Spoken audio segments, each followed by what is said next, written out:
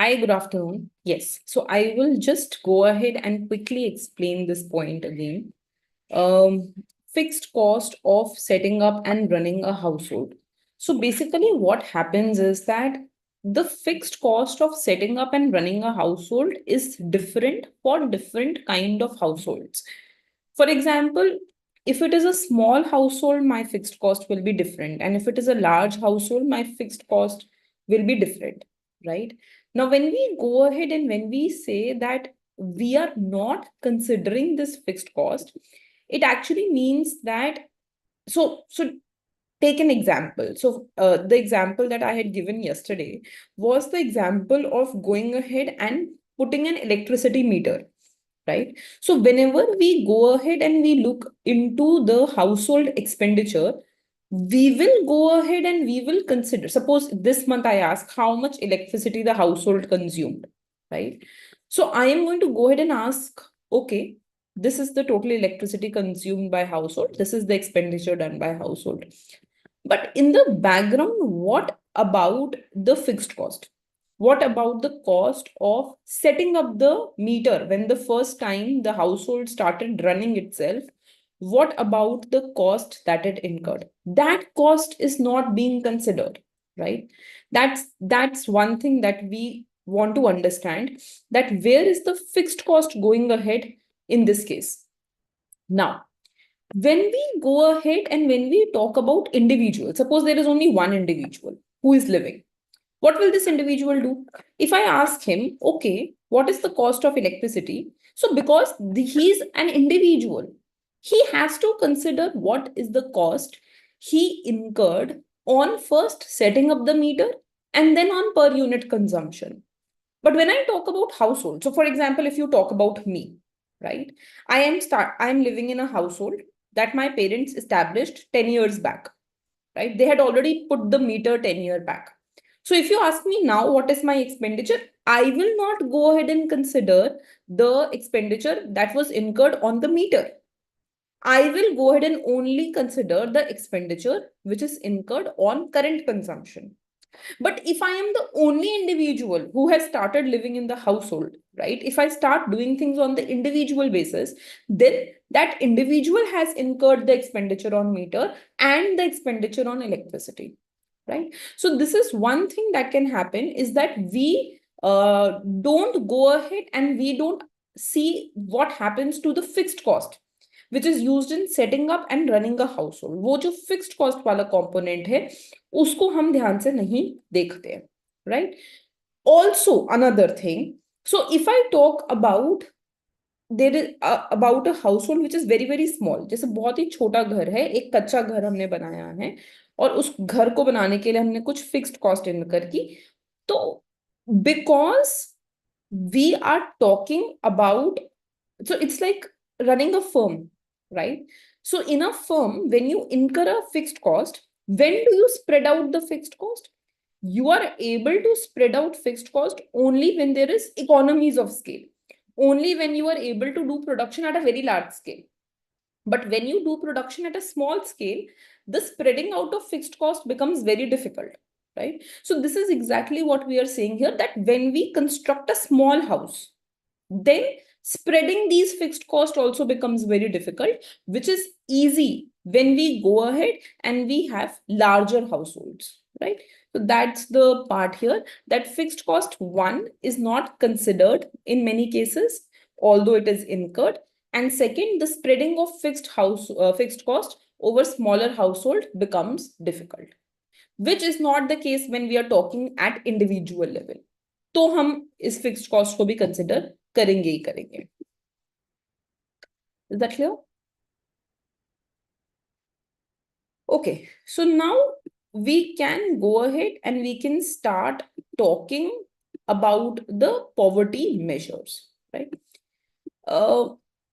Just like inequality, even poverty has multiple measures, right?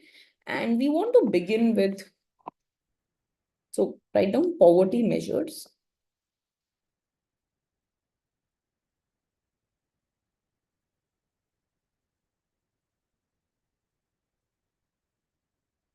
And when we talk about poverty measures, we want to go ahead and we want to begin with a very, very basic measure. And for that basic measure, we want to understand poverty line. तो हमने already poverty line तो पढ़ा है, but now here when we are talking about poverty line, let's say that I am going ahead and I am measuring poverty line in terms of the income. You can at any point measure poverty line even in terms of nutrition. Okay, but here just that I am going ahead and I am assuming that the poverty line is measured in terms of income, right? So let's say that we define a person as poor if his income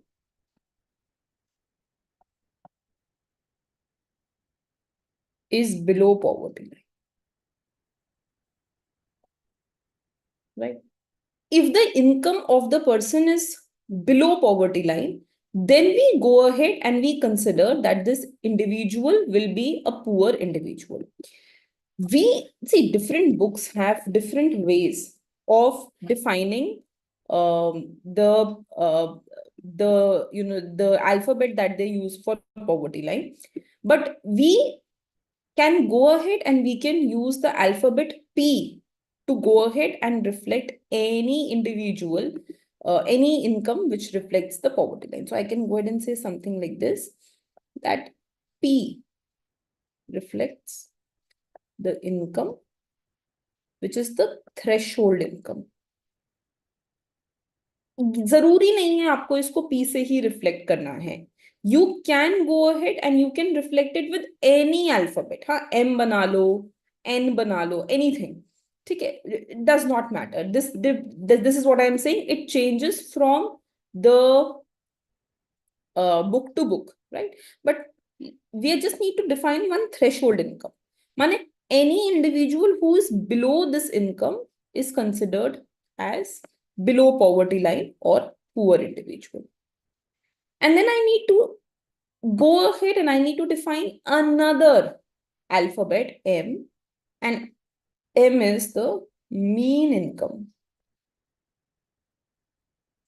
of the economy, average income of the economy. Remember, as I told in yesterday's class, average income को और poverty line income को same होना जरूरी नहीं है. They are two very different things, है ना?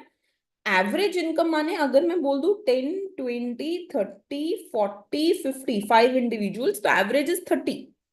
But poverty line का जो threshold income है, it can be 18, it can be 15. ठीक है? तो the two things will not be the same. The two things will be different from each other. Okay. Then we go ahead and we find out the first ratio, first measure, and that is called as head count.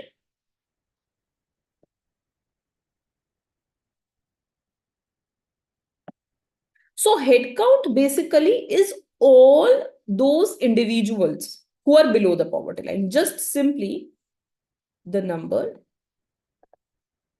of individuals below poverty line.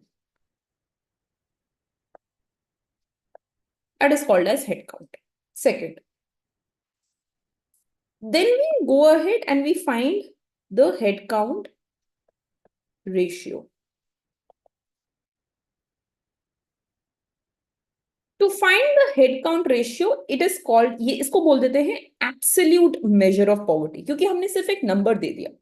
Who are the number of people who are below poverty line? Absolute है, right? So this is a measure of absolute poverty. But the head count ratio, it is represented as head count divided by the number of people in the economy, divided by the total number of population in the economy. So we can say N is the population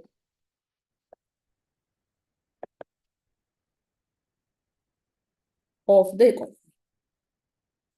right? Now, when we talk about the headcount ratio, it is basically a relative measure of the poverty. Okay? So, it is a relative measure of poverty. Why relative? क्योंकि ये बता रहे हैं कि as compared to the number of people who are in the economy, कितने लोग economy में रहते हैं, we are trying to find out how many people are poor. So, for example, if I go ahead and I tell you that in my economy there are 1,000 people and there are 200 people who are below the poverty line. So when we find the head count ratio, we are finding how many people are below poverty line as compared to total number of people. So we are finding a relative कि इसके comparison में कि कितने लोग हैं, how many people are poor, right? So this will be 0.20, right?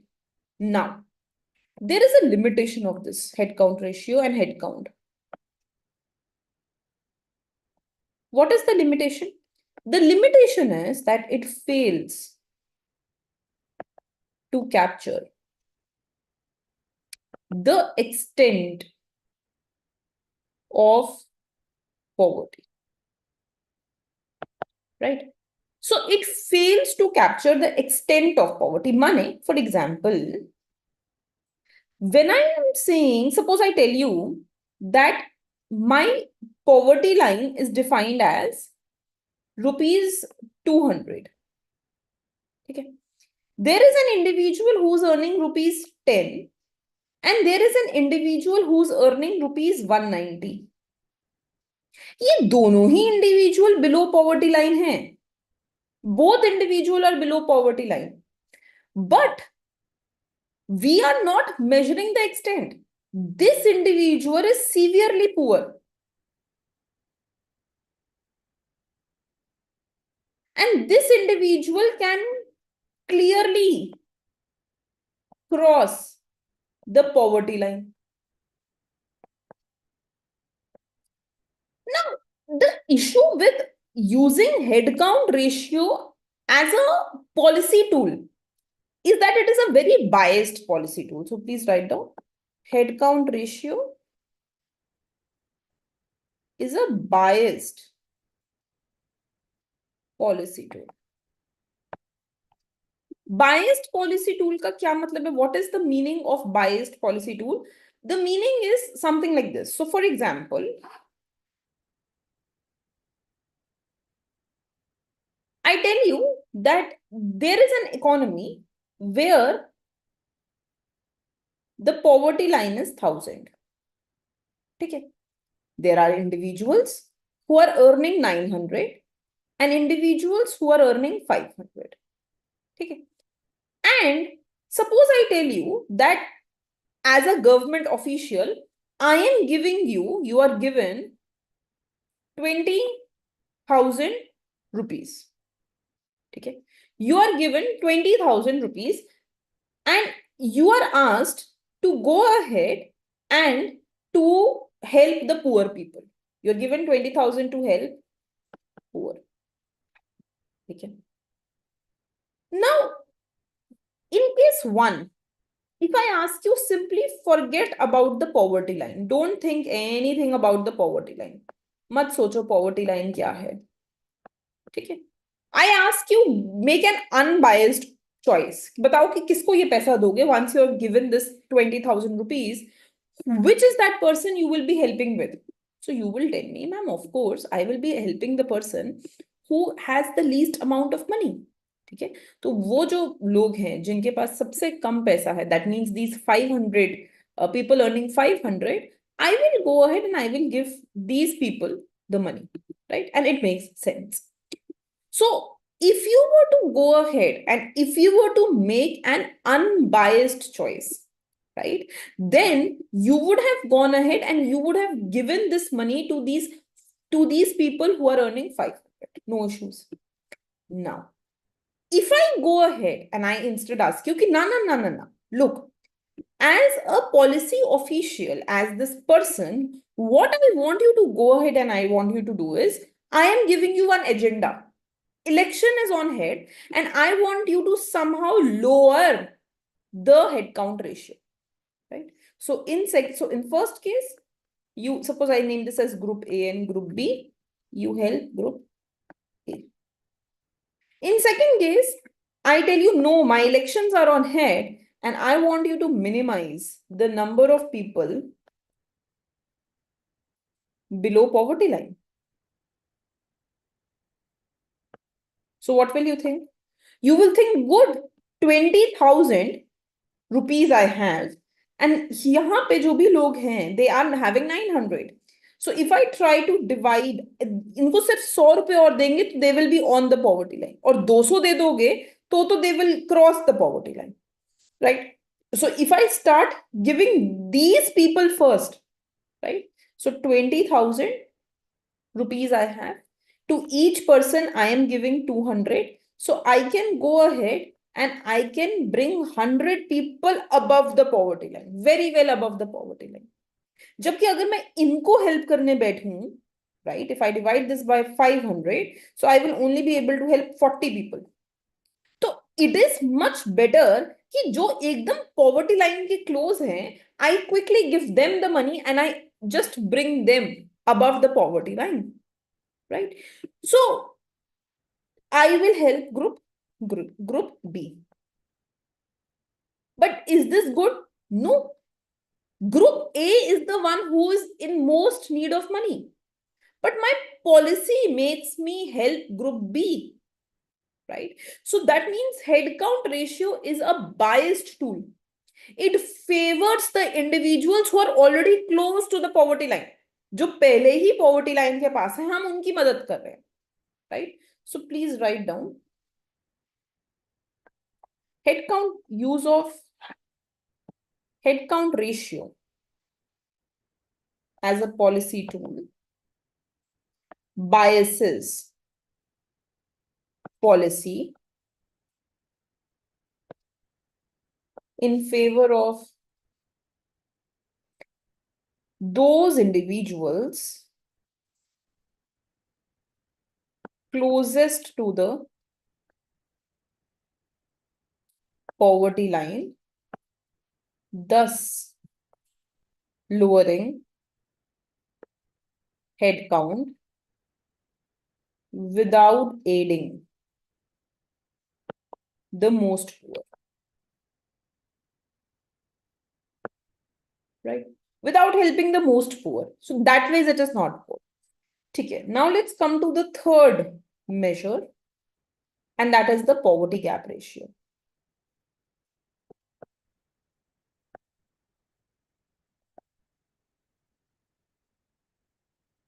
Right.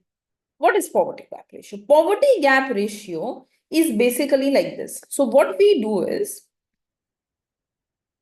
suppose I tell you that the poverty line, that threshold income, that is 200. There is an individual who's earning 10. There is an individual who's earning 190. Now we want to go ahead and we want to capture the income shortfall. अब हमें capture करना है कि income कितने से कम है. So this individual who is earning 10, he needs 190 more. And this individual who's earning 190, he only needs 10 more. So poverty gap ratio is helping me to go ahead and capture this shortfall, right? So what is the formula? Poverty gap ratio हो जाएगा the difference between poverty line and income summed up for all individuals below the poverty line. So 1 till so a better way can be this: for all individuals whose income is below poverty line, yi less than p divided by the number of people below the poverty line into the mean or average income. देखो ध्यान से, divided by total number of people into mean income. तो देखो ध्यान से, for example, see what is the formula of mean income? The total income of all individuals divided by the number of individuals. ये mean income होता है. So if I do n into m, मान if I take this here, so this will be the total income of all individuals, right? So this formula, poverty gap ratio, को हम ऐसे भी लिख सकते हैं, submission P minus YI, I for all income below poverty line, divided by the sum of all individual incomes. For example, if I tell you that income of individual 1 is 10, second individual is 20, third is 30, fourth is 40, fifth is 50, and my poverty line suppose is exactly 20, right? So use this formula. So 20 minus 10, because this person is below poverty line. And even if you include this, 20 minus 20 will be 0. Okay? You will not include these because they have their income above poverty line, divided by 10 plus 20 plus 30 plus 40 plus 50. The sum of the incomes. So your jagah 10 divided by 50, 60, 70, 80, 90, 100, 140, 150. So this will be 1 by 15. Even if you use the other formula, that means summation P minus YI upon N into M, तो भी same answer आएगा. Poverty line is 20. The individual below poverty line has income 10. ठीक है? The number of individuals are 5. And the mean or the average income, that is 30. So you will get 10 by 150, माने 1 by 15. So you will get the same. तो basically एक तरीके से समझो हम क्या बोल रहे हैं. हम कह रहे हैं कि हमें 10 रुपीज का गैप कवर अप करना है. We need to cover the gap for 10 rupees. This is the gap that has been created. और हमारी इकोनॉमी में कितना टोटल इनकम है? 150. So in a way, it is telling us the gap that we need to cover relative to the resources available in the economy. Right? This is how we can go ahead and we can define this. Right? What is the gap we need to cover? कितना हमें पैसा, how much money we need, कितना gap हमें cover करना है as compared to the total income or resources that we